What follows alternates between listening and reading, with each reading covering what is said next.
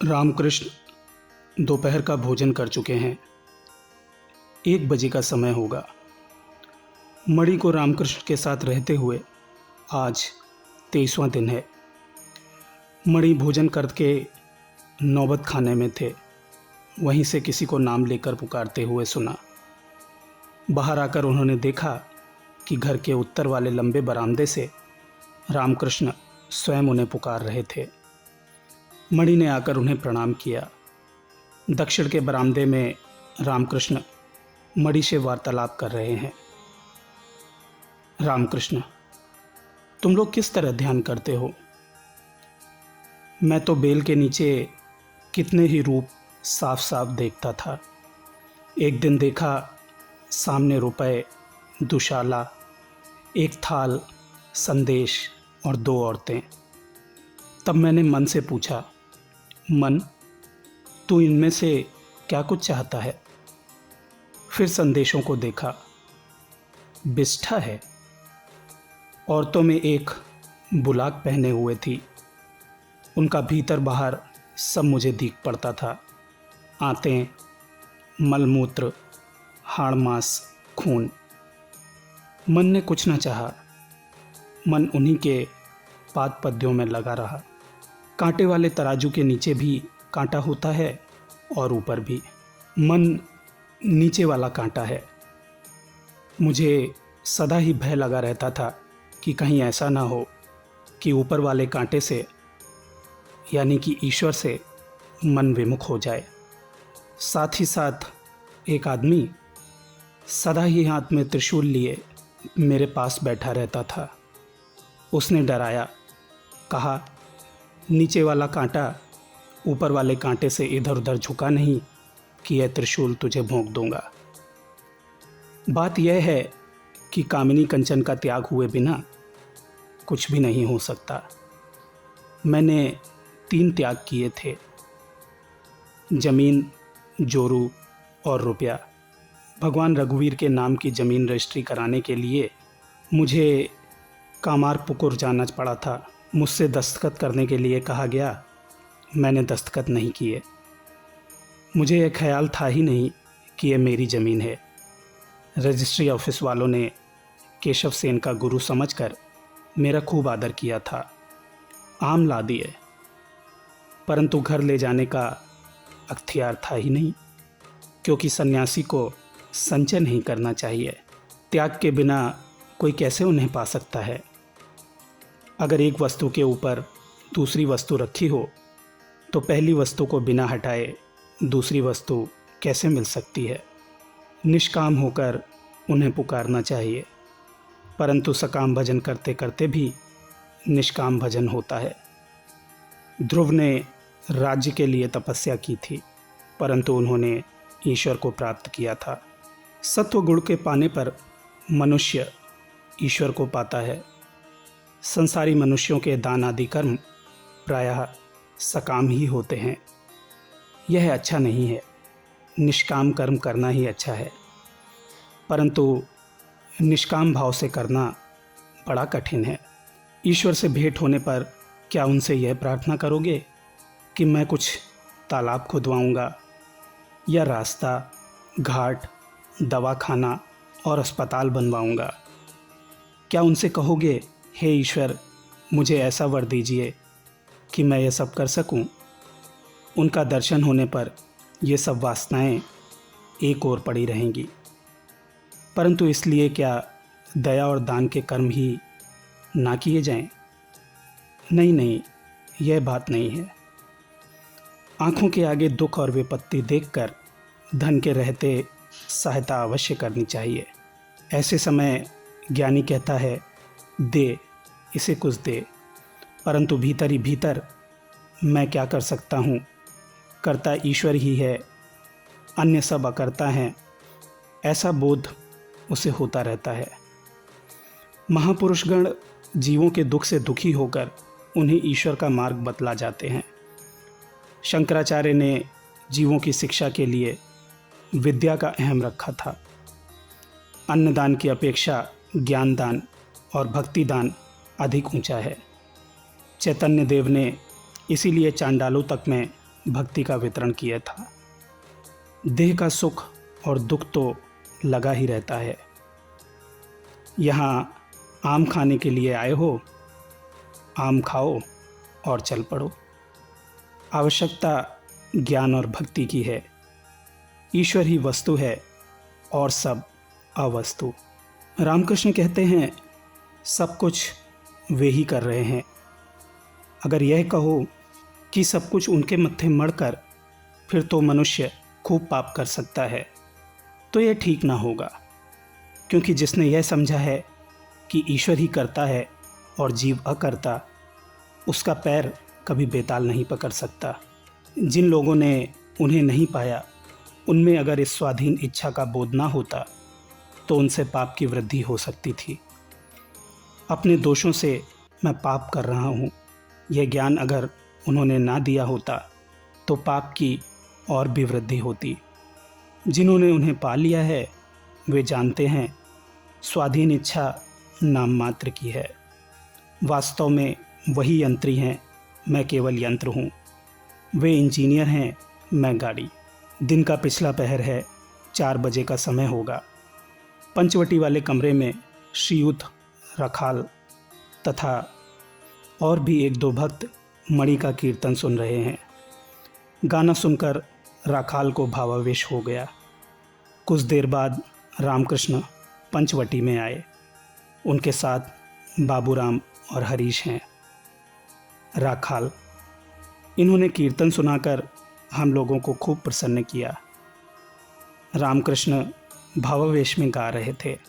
उन्होंने कहा, श्री कृष्ण के मथुरा जाने पर यशोदा राधिका के पास गई थीं। राधिका उस समय ध्यान में थी। फिर उन्होंने यशोदा से कहा, मैं आदिशक्ति हूँ, तुम मुझसे वर याचना करो। यशोदा ने कहा, वर और क्या दोगी? यही कहो जिससे मन, वचन और कर्म से उनकी सेवा कर सकूं। इन्हीं आँखों से उनके भक्तों के दर्शन हो, इस मन से उनका ध्यान और उनका चिंतन हो, और वाणी से उनके नाम और गुणों का कीर्तन हो। परंतु जिनकी भक्ति दृढ़ हो गई है, उनके लिए भक्तों का संग ना होने पर भी कुछ हर्ज नहीं है। कभी कभी तो भक्तों से विरक्ति भी हो जाती है। बहुत चिकनी दीवार पर से चूनाकारी धंस जाती है, अर्थात वे जिनके अंतर्वाहार सर्वत्र है, उन्हीं की यह अवस्था है। रामकृष्ण झाऊ तल्ले से लौटकर पंचवटी के नीचे मणि से फिर कह रहे हैं, तुम्हारी आवाज़ स्त्रियों जैसी है, तुम इस तरह के गानों का अभ्यास कर सकते हो।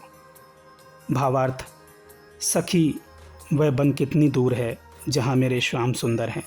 रामकृष्ण बाबूराम की ओर देखकर मणि से कहते हैं, देखो, जो अपने आदमी हैं वे पराये हो जाते हैं।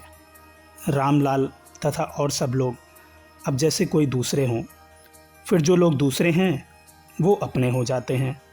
देखो ना, बाबूराम से कहता हूँ, जंगल जा, हाथ मुँह धो, अब तो भक्त ही अपने आदमी हैं। मणि, जी हाँ। रामकृष्ण, इस पंचवटी में बैठता था, ऐसा भी समय आया कि मुझे उन्माद हो गया। वह समय भी बीत गया। काल ही ब्रह्मा है, जो काल के साथ रमण करती है वह काली है। आद्याशक्ति अटल को ताल देती है। यह कहकर रामकृष्ण गाने लगे। तुम्हारा भाव क्या है, यह सोचते हुए यहाँ तो प्राण ही निकलने पर आ गए। जिनके नाम से काल भी दूर हट जाता है, जिनके पैरों के नीचे महाकाल पड़े हुए हैं, उनका स्वरूप काला क्यों हुआ? रामकृष्ण, आज शनिवार है, आज काली मंदिर जाना है। वकुल के पेड़ के नीचे आकर रामकृष्ण मणि से कह रहे हैं, चिदात्मा और चित्त शक्ति, चिदात्मा पुरुष है और चित्त शक्ति प्रकृति। चिदात्मा श्री कृष्ण हैं और चित्त शक्ति श्री राधा। भक्तगण उसी चित्त शक्ति के एक एक स्वरूप हैं। वे सखी भाव या दास भाव को लेकर रहेंगे, यही असली बात है। संध्या हो जाने पर श्री रामकृष्ण काली मंदिर गए। मणि माता का स्मरण कर रहे हैं। यह देखकर रामकृष्ण प्रसन्न हुए। सब देवालयों में आरती हो गई। रामकृष्ण अपने कमरे में तख्त पर बैठे हुए माता का स्मरण कर रहे हैं। जमीन पर सिर्फ मणि बैठे हैं। रामकृष्ण समाधिस्थ हो गए। कुछ देर बाद वे समाधि से उतरने लगे, परंतु फिर भी अभिभाव पूर्ण मात्रा में है। रामकृष्ण माँ से बातचीत कर रहे हैं, जैसे छोटा बच्चा माँ से दुलार करते हुए बातचीत करता है। माँ से करुण स्वर में कह रहे हैं, माँ क्यों तूने वह रूप नहीं दिखाया, वही भुवन मोहन रूप। कितना मैंने तुझसे कहा, परंतु कहने से तू सुनेगी कहाँ। तू इच्छामयी जो है। रामकृष्ण ने माँ से ऐसे स्वर में ये बातें कहीं कि जिसे सुनकर पत्थर भी पिघलकर पानी हो जाए। रामकृष्ण फिर माँ से बातचीत कर रहे हैं। माँ, विश्वास चाहिए, यह तर्क विचार दूर हो जाए, उसका भरोसा क्या, वह तो जरा सी बात से बदल जाता है। विश्वास चाहिए, गुरु वाक्य में विश्वास, बालक जैसा विश्वास। माँ ने कहा वहाँ भूत है, तो उसने ठीक समझ रखा है कि वहाँ भूत है। माँ ने कहा वहाँ हवा है, तो इसी को उसने ठीक समझ रखा है। माँ ने कहा वह तेरा दादा है, तो समझ लिया कि बस 16 आने दादा है। विश्वास चाहिए। परंतु माँ, उन्हीं का क्या दोष है, वे क्या करेंगे। विचार एक बार तो कर लेना चाहिए। देखो ना, अभी उस दिन इतना समझा कर कहा, परंतु कुछ न हुआ। रामकृष्ण माँ के पास करुणापूर्ण गदगद स्वर से रोते हुए प्रार्थना कर रहे हैं। क्या आश्चर्य है, भक्तों के लिए माँ के पास रो रहे हैं। माँ, तुम्हारे पास जो लोग आते हैं उनका मनोरथ पूर्ण करो, सब त्याग ना करना माँ। अच्छा, अंत में जैसा तुम्हें समझ पड़े। माँ, संसार में अगर रखना तो एक बार दर्शन देना, नहीं तो कैसे रहेंगे। एक एक बार दर्शन दिए बिना उत्साह कैसे होगा माँ। इसके बाद अंत में चाहे जो करना। रामकृष्ण अब भी भावावेश में हैं। उसी अवस्था में एकाएक मणि से कह रहे हैं, देखो तुमने जो कुछ विचार किया वह बहुत हो गया, अब बस करो। कहो, अब तो विचार नहीं करोगे। मणि हाथ जोड़कर कह रहे हैं, जी नहीं, अब नहीं करूँगा। रामकृष्ण, बहुत हो चुका। तुम्हारे आते ही तो मैंने तुम्हें बतला दिया था तुम्हारा आध्यात्मिक ध्येय। मैं ये सब तो जानता हूँ। मणि, जी हाँ। रामकृष्ण, तुम्हारा ध्येय, तुम कौन हो, तुम्हारा अंदर और बाहर, तुम्हारी पहले की बातें, आगे तुम्हारा क्या होगा, यह सब तो मैं जानता हूँ। मणि, जी हाँ। रामकृष्ण, तुम्हारे लड़के हुए हैं, सुनकर तुम्हें फटकारा था। अब जाकर घर में रहो, उन्हें दिखाना कि तुम उनके अपने आदमी हो, परंतु भीतर से समझे रहना तुम भी उनके अपने नहीं हो और वो भी तुम्हारे अपने नहीं है। मणि चुपचाप बैठे हैं। रामकृष्ण फिर कहने लगे, अपने पिता को संतुष्ट रखना। अब उड़ना सीखा है तो भी उनसे प्रेम रखना। तुम अपने पिता को साष्टांग प्रणाम कर सकोगे ना। मणि, जी हाँ। रामकृष्ण, तुम्हें और क्या कहूँ, तुम तो सब जानते हो, सब समझ गए हो। मणि चुपचाप बैठे रहे। रामकृष्ण, सब समझ गए हो ना। मणि, जी हाँ, कुछ कुछ समझा हूँ। रामकृष्ण, नहीं, तुम्हारी समझ में बहुत कुछ आता है। राखाल यहाँ है, इससे उसके पिता को संतोष है। मणि अभी भी हाथ जोड़ चुपचाप बैठे हुए हैं। रामकृष्ण फिर कह रहे हैं, तुम जो कुछ सोच रहे हो वह भी हो जाएगा। रामकृष्ण अपनी साधारण दशा में आ गए हैं। कमरे में राखाल और रामलाल बैठे हैं। रामलाल से उन्होंने गाने के लिए कहा। रामलाल ने 2 गाने गाए। रामकृष्ण, माँ और जननी, जो संसार के रूप में सर्वव्यापिनी है वो माँ है, और जो जन्म स्थान है वो जननी। माँ कहते ही मुझे समाधि हो जाती थी। माँ कहते हुए मानो जगत जननी को आकर्षित कर लेता था, जैसे धीवर जाल फेंकते हैं, फिर बड़ी देर बाद जाल खींचते रहते हैं, फिर उसमें बड़ी बड़ी मछलियाँ आ जाती हैं।